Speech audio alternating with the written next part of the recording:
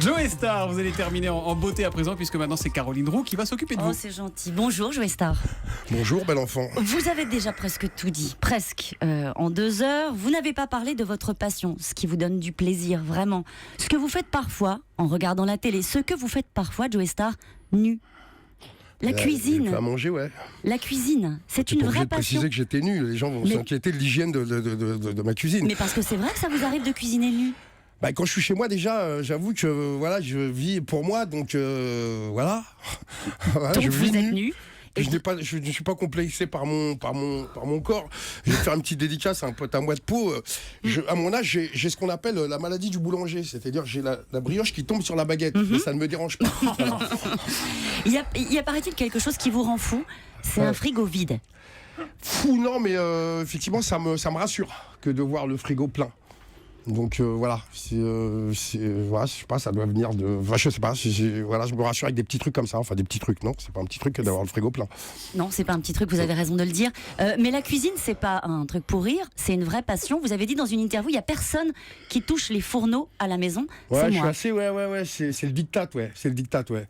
Ouais, puis non, mais parce que c'est peut-être un truc que j'ai pas eu étant jeune. Pour moi, se mettre à table, c'est un peu un carrefour, quoi. C'est-à-dire que c'est le moment où on est tous ensemble, voilà, tac, tac. Donc de fait, bon, ça fait partie du cérémonial que de recevoir. En plus, je dis souvent de ma maison à toute heure, hein, parce que on y vit la nuit aussi, hein, comme des petits animaux nyctalopes, voilà. Que c'est un des derniers salons mondains où on y parle encore culture urbaine. Voilà.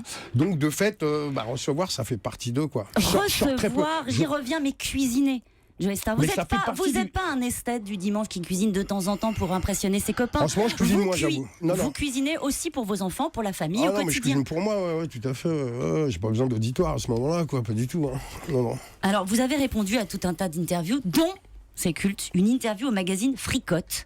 Et j'ai découvert, c'est un magazine de cuisine, et j'ai découvert que votre spécialité, par exemple, c'était la dinde au miel, le gratin de patates douces à la morue, épicé forcément, comme vous. Non, pas forcément. Non, pas parce forcément. Avec toute la gasoline que je me mets dans le corps, même si c'est façonné, c'est de la peau de parpaing, j'y vais doucement sur les épices.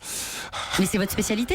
Ouais, ça fait partie, ça fait partie de ce truc que je ne fais jamais de la même manière, mais ça passe bien tout le temps. Et ça vient aussi de votre père, de votre histoire familiale. Mon père cuisinait, mais mon père est un rural, donc un peu comme tous les ruraux, voilà, il a le geste facile en cuisine. Ouais, et un jour, vous aviez 7-8 ans, il s'est blessé et il vous a dit, allez, il faut y aller, c'est ton tour, vas-y. Je me suis retrouvé à faire toutes les tâches ménagères, du coup je suis devenu un vrai homme d'intérieur.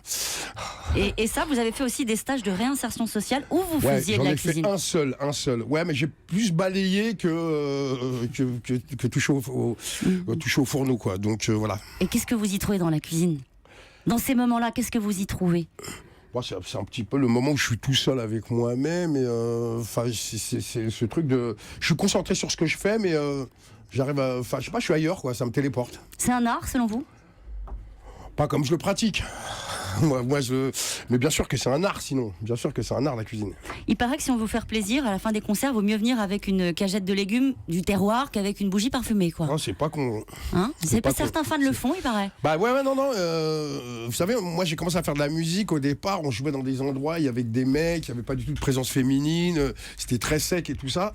Et puis, le temps aidant, il y a des gens qui sont arrivés, qui ont commencé à apporter des produits du terroir, des trucs locaux et tout.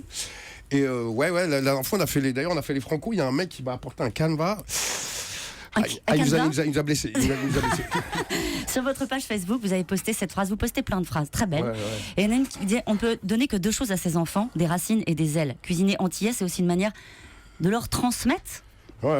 Surtout que mes enfants...